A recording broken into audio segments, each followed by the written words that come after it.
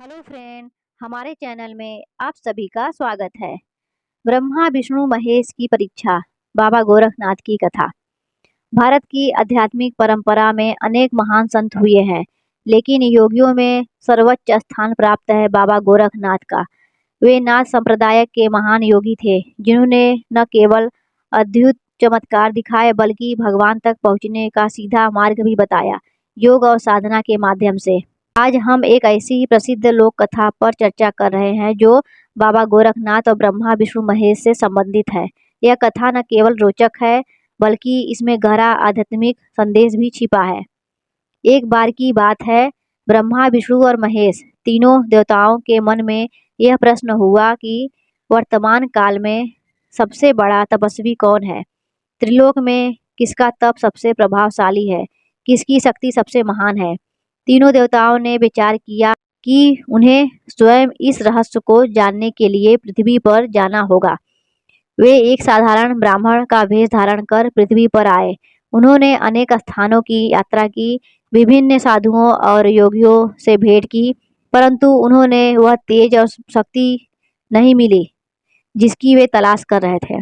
आखिरकार वे गोरखपुर पहुंचे, जहां बाबा गोरखनाथ तपस्या कर रहे थे।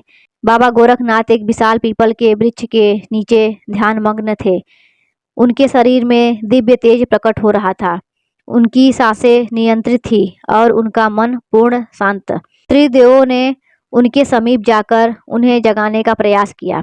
उन्होंने अपने माया से अन्य प्रकार के दृश्य रचे, सुंदर अप्सराएं, राक्षसों का आक्रमण, धन और वैभव की वर्षा, परंतु बाबा गोरखनाथ की समाधि भंग नहीं हुई। यह देखकर त्रिदेव चकित हो गए। अब ब्रह्मा जी ने कहा, यह साधक तो अत्यंत तपस्वी प्रतीक होता है, परंतु हमें इनकी परीक्षा अवश्य लेनी चाहिए। विष्णु जी बोले, हाँ, इनकी परीक्षा भी ली जाने की। क्या यह केवल ध्यानस्थ है या वास्तव में आत्मज्ञानी है। महादेव मुस्कुराए और बोले, यदि यह सचमुच सिद्ध योगी है तो हमारी माया का इस पर कोई प्रभाव नहीं होगा। तीनों ने योजना बनाई कि वे बाबा गोरखनाथ की परीक्षा लेंगे, उन्हें मोह, अहंकार और शक्ति के भ्रम में डालने की। पहली परीक्षा, मोह की माया। सबसे पहले ब्रह्मा जी ने अपनी शक्ति से एक अत्यंत सुंदर स्त्री का रूप बनाया, जिसे उन्होंने बाबा गोरखनाथ के समक्ष भेजा। वह स्त्री रोने लगी और बोली, हे योगी, मेरी रक्षा करो, मैं अनाथ हूँ, मेरे पीछे राक्षस पड़े हैं, मैं केवल आपके चरणों में शरण चाहती हूँ। बाबा गोरखनाथ ने अपनी आंखें खोली, उसकी ओर देखा और शांत स्वर में बोले, माया के जाल से मुक्ति ही मोक्ष है।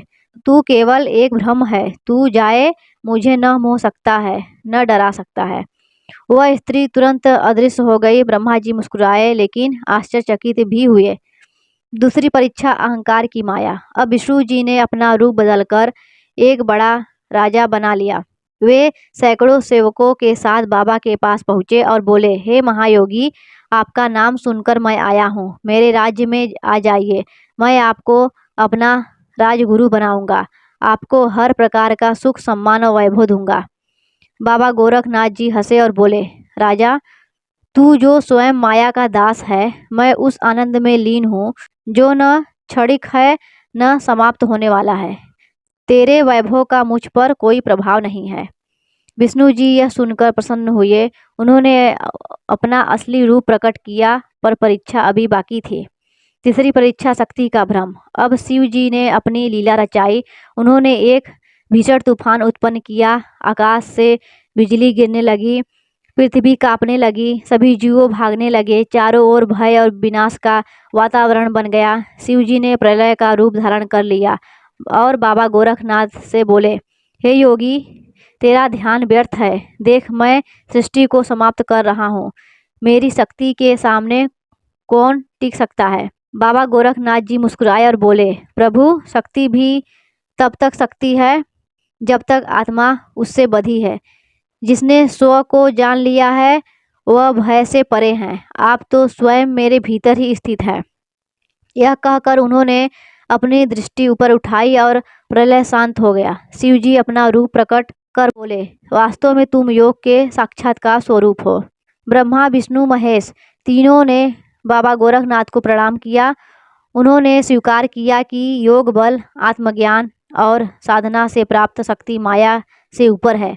उन्होंने बाबा से आशीर्वाद मांगा और कहा, आपके माध्यम से ही कलयुग में लोग सच्चे धर्म को जानेंगे।